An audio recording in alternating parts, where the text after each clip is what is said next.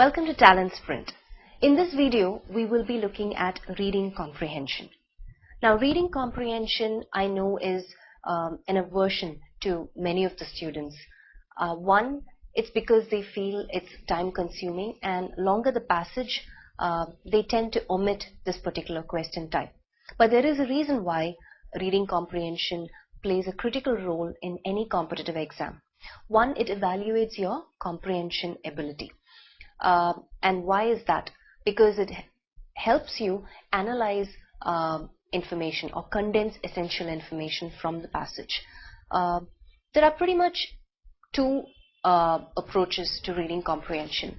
The first pattern would be a shorter passage with 5 questions. That is something that you will typically get in your descriptive paper. And then the other passage that you're familiar with, which is a longer passage, about 500 to 700 words, where you have about 10 questions, and then you have your vocabulary questions, which is synonyms and antonyms. Now, the second pattern, the approach would ideally be to analyze the question types. What buckets do these question types fall under, which makes it relatively easier to approach reading comprehension section. So that's exactly what we're going to do in this video. We're going to look at the passage in front of us, try and analyze the different question types, try and bucket them, look at questions pertaining to inference, positive detail, negative detail, vocabulary questions, and questions that require just for us to skim, which is to have a quick read and understand certain question types, or to pay more attention, questions that would fall under scanning. That's exactly what we're going to do. So let's get started. Now let's look at our passage. Before we approach the passage though, we're going to analyze the question types that one needs to look out for. Now when it comes to reading comprehension, there are typically questions that will fall under 4 buckets. The first bucket being questions that require you only to skim through, meaning if you just quickly read through, skimming is nothing but a quick read, right? So when you do that quick read, you are able to analyze what the passage is about, what are all some keywords or concepts that the passage is addressing. So questions pertaining to what is the main theme or what is the objective, all of these questions can be answered via skimming. The second bucket is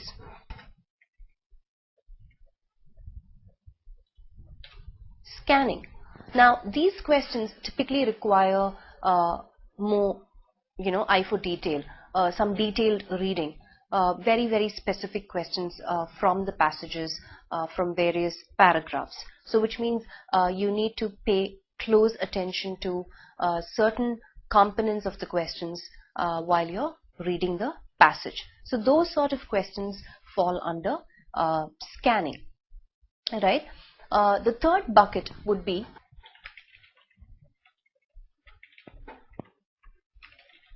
positive or negative detail, questions that go about, like, according to the passage, what is true, which will be positive detail, or according to the passage, what is not true, that would be negative detail. So these sort of questions will fall under this bucket. And the last bucket would be questions pertaining to vocabulary. So your typical synonyms and antonyms, right? There will be a word highlighted in the passage, a couple of words. So some words where you are required to find another word which has the same meaning as that highlighted or given word, which is synonyms.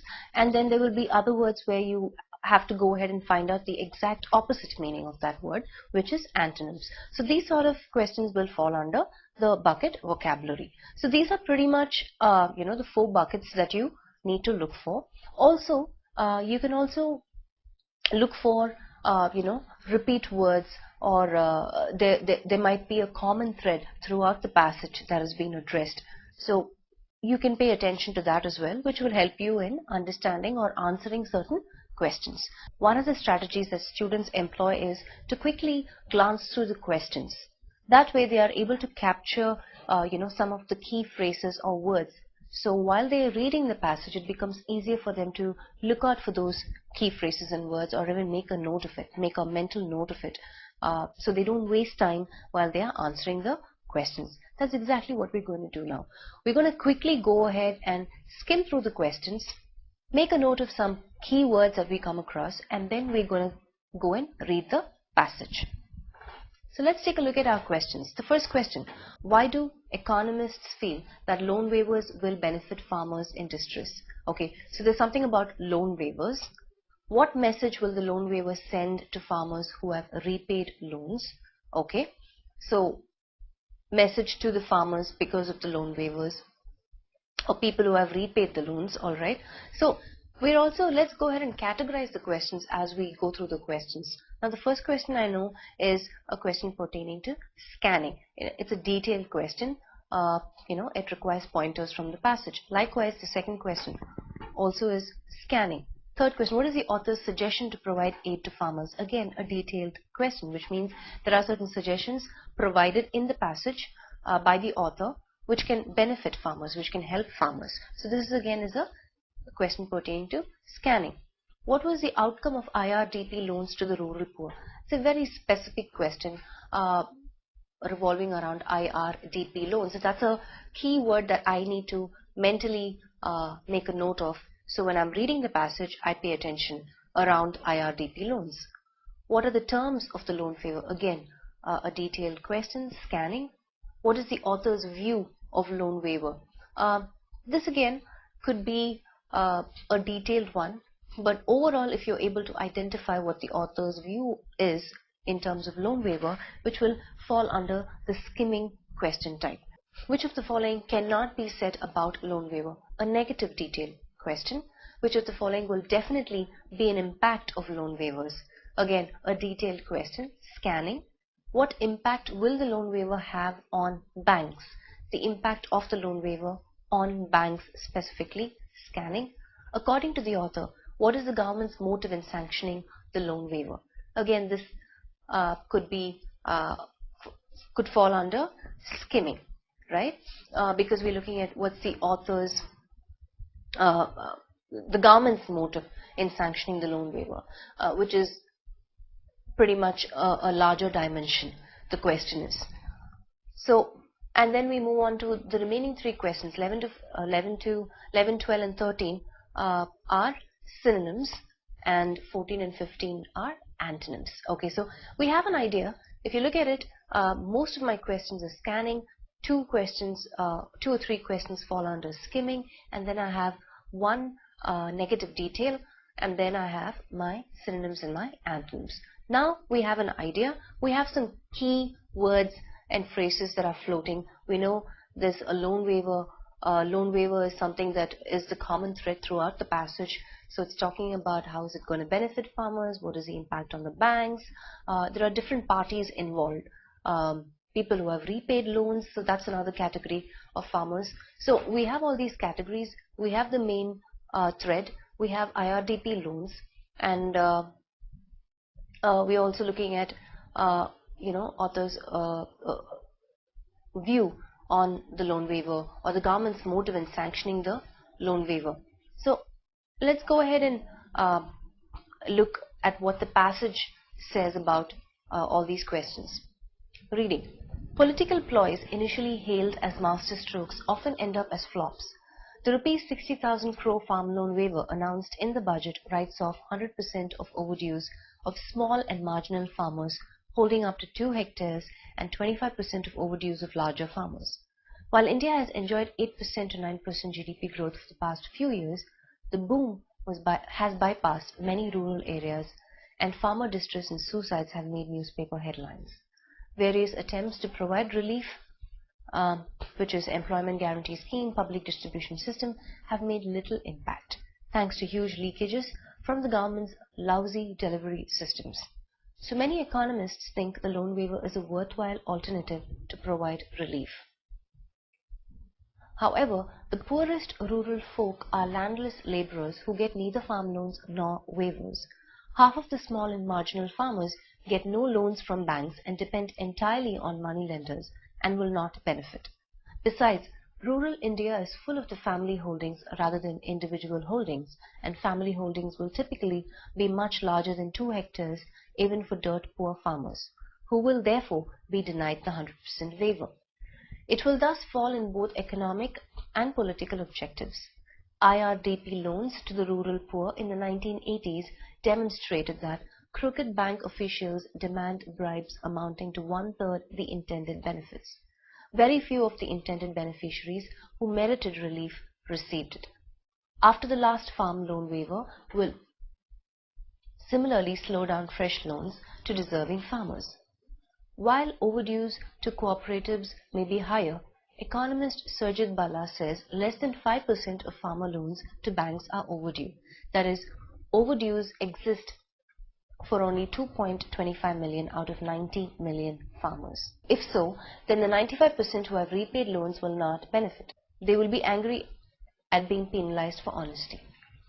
The budget thus grossly overestimates the number of beneficiaries. It also underestimates the negative effects of the waiver, encouraging willful default in the future and discouraging fresh bank lending for some years. Instead of trying to reach the needy through a plethora of leaky schemes, we should transfer cash directly to the needy using new technology like biometric smart cards, which are now being used in many countries, and mobile phones bank accounts. Then benefits can go directly to phone accounts operable only by those with biometric cards, ending the massive leakages of current schemes. The political benefits of the loan waiver have also been exaggerated, since if only a small fraction of farm families benefit, and many of these have to pay bribes to get the actual benefit, will the waiver really be a massive vote winner? Members of joint families will feel aggrieved that despite having less than 1 hectare per head, their family holding is too large to qualify for the 100% waiver. All finance ministers of central or state governments gave away freebies in their last budgets, hoping to win electoral regards. Yet 4/5 of all incumbent governments are voted out. This shows that beneficiaries of favors are not notably grateful, while those not so favored may feel aggrieved and vote for the opposition. That seems to be why election budgets constantly fail to win elections in India, and the loan waiver will not change that pattern. So we've looked at we've read the passage, and we've identified certain answers automatically as we read the passage, but let's go ahead and answer question by question. Our first question: why do economists feel that loan waivers will benefit farmers in distress? So my options are: option 1, it will improve the standard of living of those farmers who can afford to repay their loans but are exempted. Option 2, other government relief measures have proved ineffective. Option 3, suicide rates of farmers have declined after the announcement of the waiver. Option 4, farmers will be motivated to increase the size of their family holdings, not individual holdings. Option 5, the government will be forced to re-examine and improve the public distribution system. So why do economists feel that the loan waivers will benefit farmers in distress?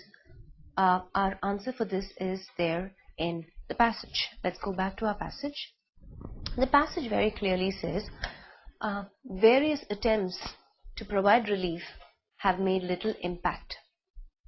So many economists think that the loan waiver is a worthwhile alternative to provide relief. So that's our answer, and that would be option 2. Other government relief measures have proved ineffective.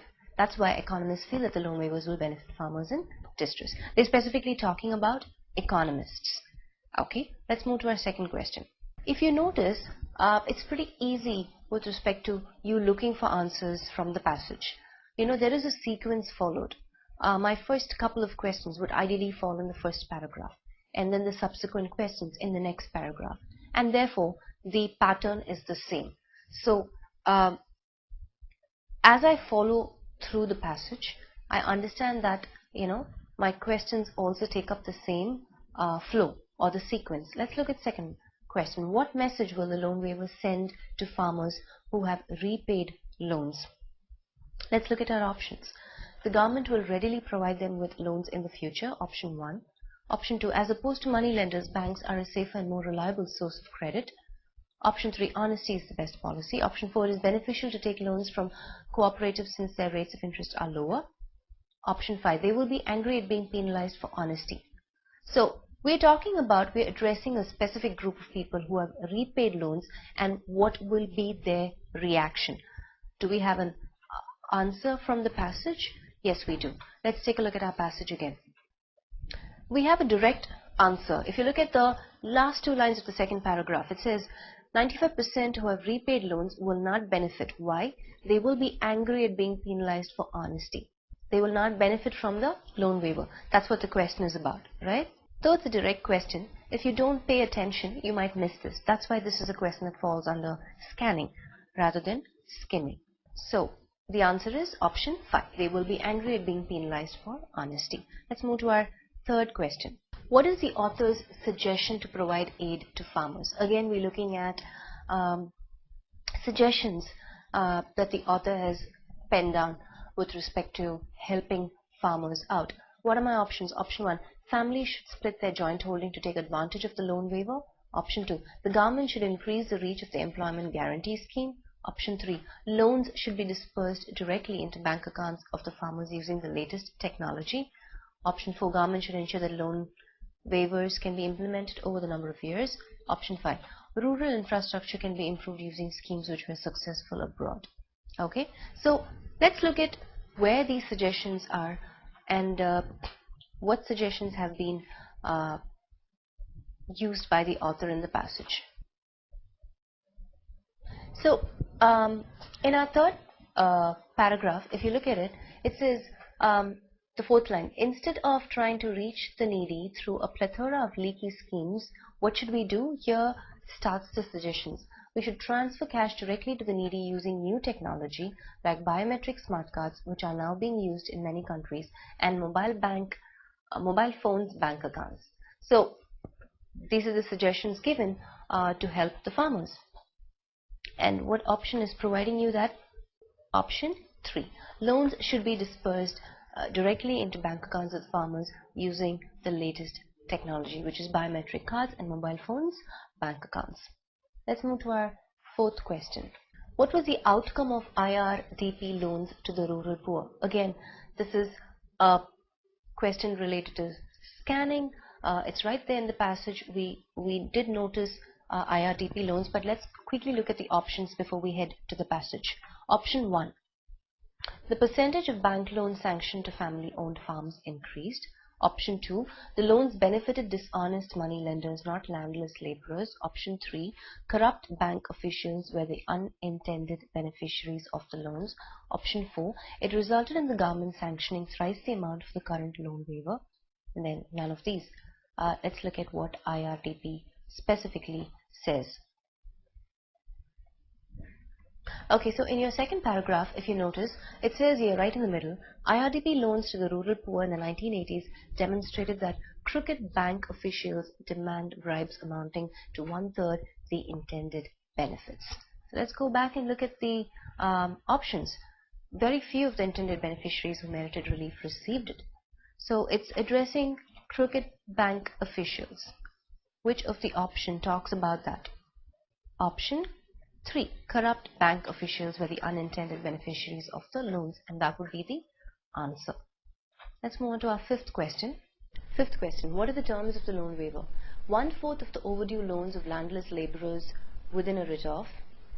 That's option A. Option B, the rupees 60,000 crore loan waivers has been sanctioned for 2.25 million marginal farmers. And option C, any farmer with between 26% to 100% of their loan repayments overdue will be penalized. So I have 5 options. If I think it's only A, then I will select 1. If I think it's only B, I will select 2. If I think it's both B and C points, I will select 3. If I feel all A, B and C apply, are the terms of the loan waiver, I will select 4. Or if I feel none of these are the terms of the waiver, I will select 5. Now let's go back and fall back on the passage and see the passage, which point does the passage support. So if you look at the first paragraph, right, it says here on the second line, the rupees 60,000 crore farm loan waiver announced in the budget. So we have that bit, and then it says writes off 100% of overdues of small and marginal farmers holding up to 2 hectares and 25% of overdues of larger farmers. So let's go back and look at our points. If you look at the points, it says in option A, 1/4 of the overdue loans of landless laborers within a writ-off, which is not true. And even for point C, it says any farmer with between 26% and 100% of their loan repayments overdue will be penalized. That is also not true, right? When we fall back, that one sentence in paragraph 1 says it all. It says writes off 100% of overdues of small and marginal farmers holding up to 2 hectares and 25% of overdues of larger farmers. So both A and C will not apply, but if you look at again in paragraph 2, it says here overdues exist for only 2.25 million out of 90 million farmers. So that fact is also correct. So basically the loan amount, which is 60,000 crore loan waivers, has been sanctioned for 2.25 million marginal farmers, apply, and that only is the terms of the loan waiver. So that will be option B, which is only B, which is option 2, right? So that's the answer for our 5th question. Let's look at our 6th question. What is the author's view of loan waiver? Here again, it's a question pertaining to skimming, right? We're looking at the author's view. What does he think about loan waiver? And loan waiver, we know, is the common thread throughout the passage. The entire passage is revolving around this loan waiver, right? So let's go back and look at the passage. Now for questions like this, one little strategy that you can use is to look at the topic sentence and the closing sentence of each paragraph and try and figure out whether it's giving you a positive or a negative feel, as in what the author feels. Okay, let's go back and look at the passage. Except for the first paragraph, where it specifically is talking about the economists, we're still not getting the author's view. So let's move on to the second paragraph. If you look at the second paragraph, the topic sentence, it says, however, the poorest rural folk are landless laborers who get neither farm loans nor waivers. So negative. And then towards the end of that paragraph, we see that 95% who have repaid loans will not benefit. They will be angry at being penalized for honesty. Again, negative. Let's move on to the next paragraph. The next paragraph also says the budget thus grossly overestimates the number of beneficiaries, which again is not a positive thing. It says overestimates, which means the loan waiver is actually not a really beneficial thing. And then towards the end, in this paragraph, we just see suggestions given by the author because he feels, it's not working out. And then we move to the next paragraph. Here again, we see that the political benefits of the loan waiver have also been exaggerated, since if only a small fraction of farm families benefit, and many of these have to pay bribes to get the actual benefit, will the waiver really be a massive vote winner? And then we see towards the end, the author basically feels that it's just a basic eyewash. The government has come up with this scheme because it basically doesn't benefit anybody. So going back to our options for the 6th question. Option 1, it will have an adverse psychological impact on those who cannot avail of the waiver. Option 2, it is a justified measure in view of the high suicide rate among landless laborers. Option 3, it makes sound economic and political sense in the existing scenario. Option 4, it will ensure that the benefits of India's high GDP are felt by the rural poor. Now, out of these 4 options, we know that option 2, 3 and 4 does not fit the bill because all of those are positive statements, but the view of the author throughout the passage is negative, and the only negative point is option 1. It will have an adverse psychological impact on those who cannot avail of the waiver, and that's our answer. Let's move on to the next question. Which of the following cannot be said about loan waiver? Meaning negative detail. What is not true? Let's look at our first option, option A. Small and marginal farmers will benefit the most. Option B, the loan waiver penalizes deserving farmers. Option C, a large percentage, that is 95% of distressed farmers will benefit. Okay, so what cannot be said? Is it only C? Is it both A and C? Or is it only A? Or is it both B and C? Let's fall back on our passage. For the first point, it says small and marginal farmers will benefit the most. We know that is not true because in our second paragraph, if you look at the second line, it very clearly says half of the small and marginal farmers get no loans from banks and depend entirely on moneylenders and will not benefit. So option A cannot be said. What about option B? Option B says the loan waiver penalizes deserving farmers. That we know is true because it does penalize 95% of the farmers who have already repaid the loans. They don't benefit at all. What about option C? A large percentage, that is 95% of distressed farmers, will benefit. Does that what the passage says? Let's go back to our passage. Second paragraph again, last line, it says 95% who have repaid loans will not benefit. Again, option C cannot be said. So since we have direct proof from the passage, for question 7, the answer would be A and C cannot be said about the loan waiver, and that would be option 2, both A and C. Let's move on to our next question. Which of the following will definitely be an impact of loan waiver? So this is a sure thing, certain impact of loan waivers. Option A, family holdings will be split into individual holdings not exceeding 1 hectare. Option B, the public distribution system will be revamped. Option C, opposition will definitely win the election. Okay, let's look at what the passage has to say. If you look at our last paragraph, it very clearly states that there's a lot of, first of all, there's a lot of negative thing, and what will be the direct impact of the loan waiver? If you look at it, it says here, because nobody is actually benefiting from the loan waiver, neither are the farmers who have repaid the loans, nor the small and marginal farmers. What exactly will be the after effect, right? What will be the result of the loan waiver? In our last paragraph, it says, this shows that beneficiaries of favors are not notably grateful, while those not so favored may feel aggrieved and vote for the opposition. That's exactly the answer that we have for the 8th question, and that would be option C, which is option 4, only C. Let's move to our next question. What impact will the loan waiver have on banks? So the earlier question was what will be the definite impact of the loan waiver as a whole, and here we're restricting it to what will be the impact of the loan waiver on banks specifically. Let's look at our options. Option 1, banks have to bear the entire brunt of the write-off. Option 2, loss of trust in banks by big farmers. Option C, corruption among bank staff will increase. Option 4, farmers will make it a habit to default on loans. Again, let's fall back on our passage. So if you look at our paragraph 3, the second line says, it also underestimates the negative effects of the waiver encouraging willful default. So the waiver is going to encourage willful default in the future and discouraging fresh bank lending for some years. So we have our response right there for the question. And out of our 4 options, we know that the answer to that is option 4. Farmers will make it a habit to default on loans. Let's move to our next question. According to the author, what is the government's motive in sanctioning the loan waiver?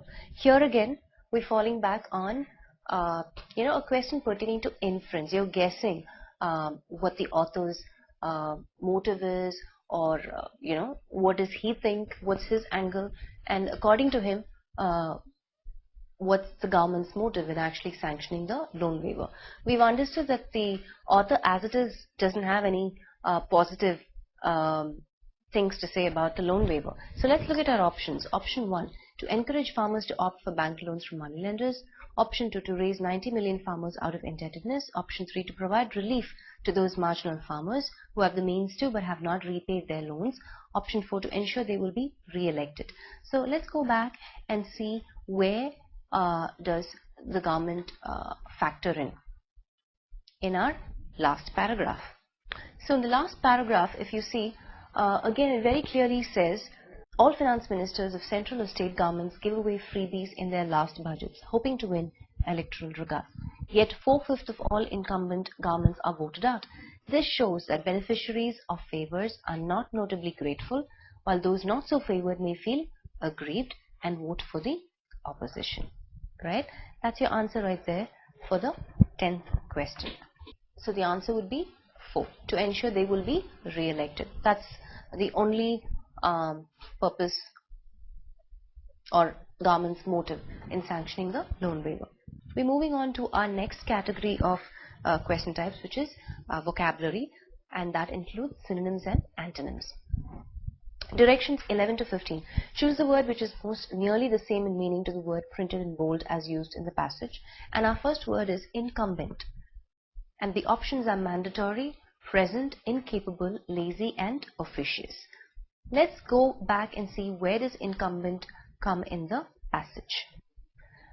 In our last paragraph, it says, yet 4/5 of all incumbent governments are voted out.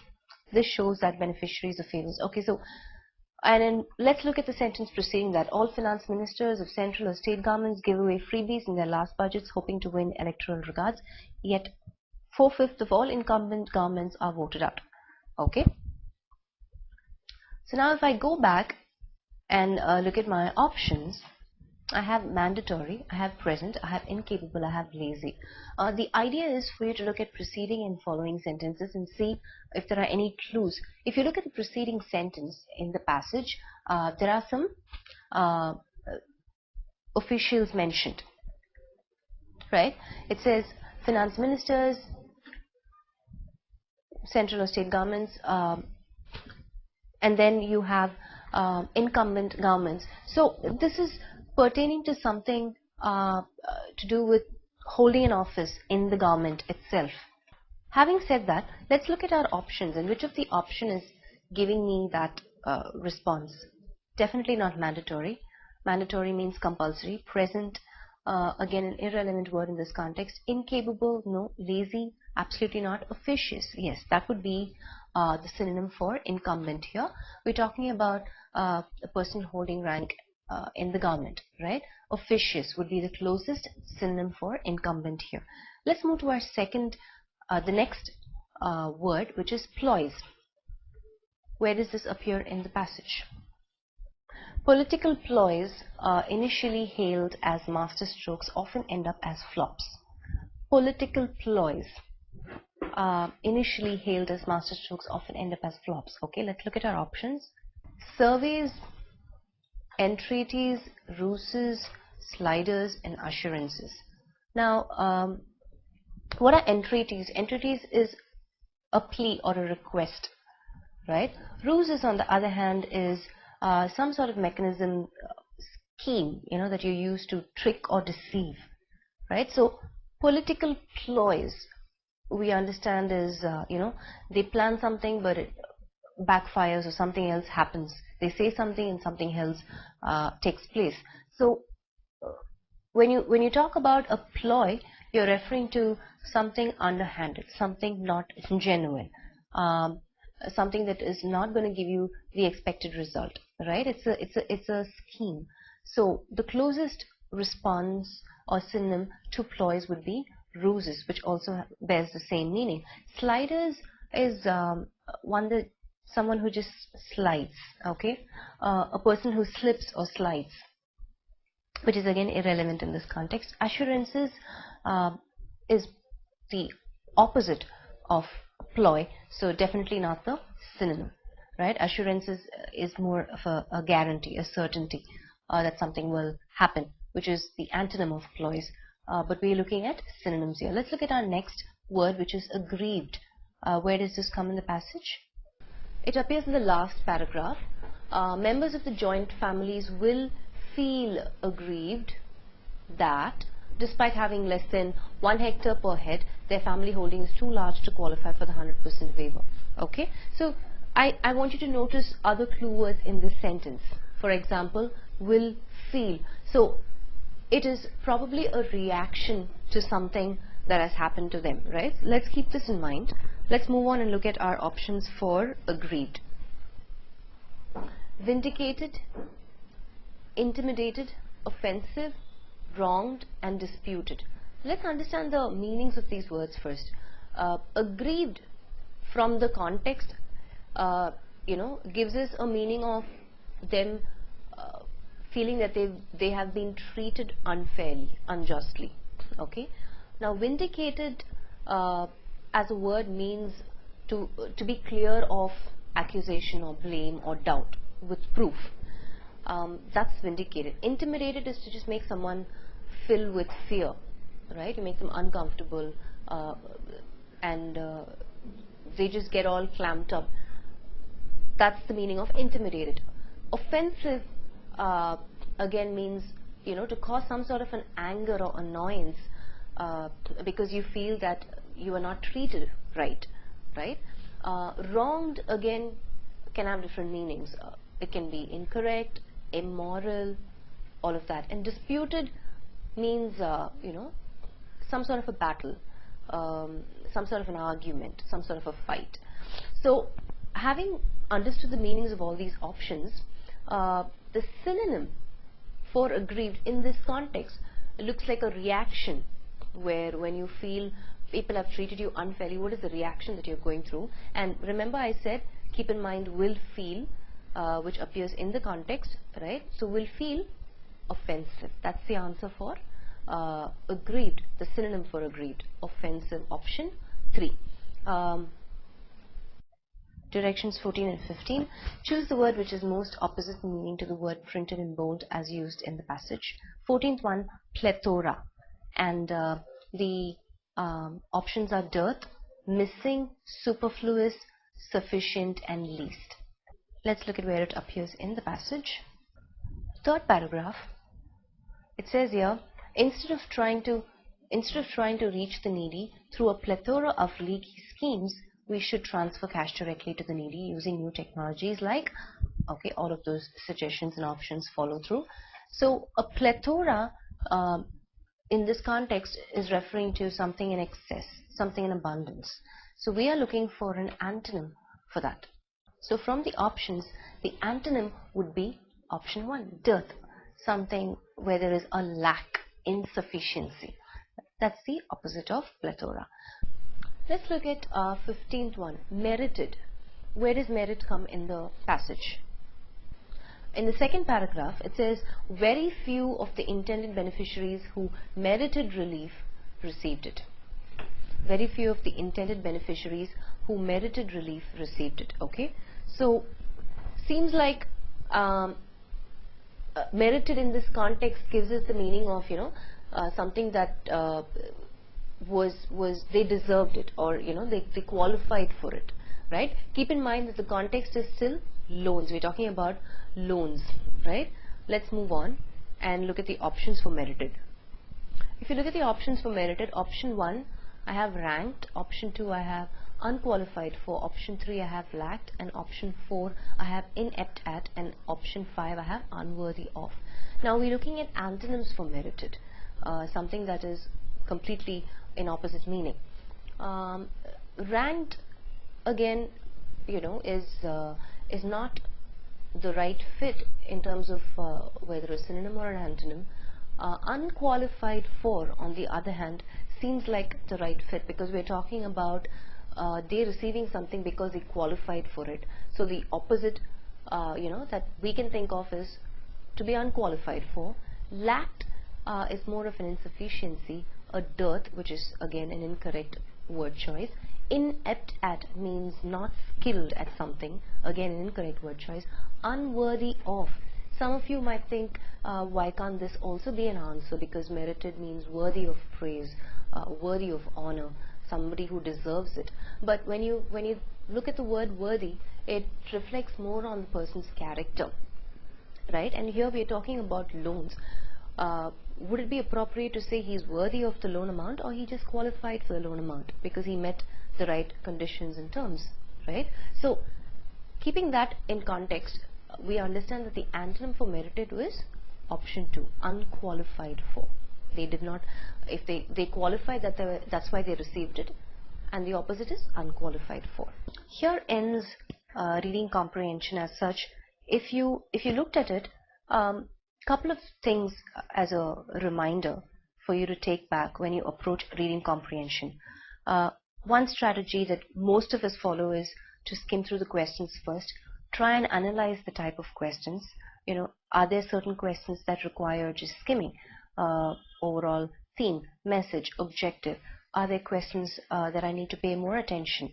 You know, I for details, scanning, negative detail questions, positive detail questions, vocabulary questions, synonyms, antonyms, questions pertaining to inference. What can you guess? If you look at it, there were two questions, in fact. According to the author, what is the government's motive in sanctioning the loan waiver? Now, this is a question again that you can look back and say it's inference. You're trying to guess, what according to the author is the government's motive. Likewise, another question which spoke about what is the author's view of loan waiver, again is a question pertaining to inference. You're trying to guess what the author's view is about the loan waiver, though it's skimming question, because you have to understand what is happening in the passage overall to answer this question, but it's still a question that falls back on inference, where you're guessing based on facts from the passage. All right, so analyzing the different question patterns and then going ahead and falling back on the context.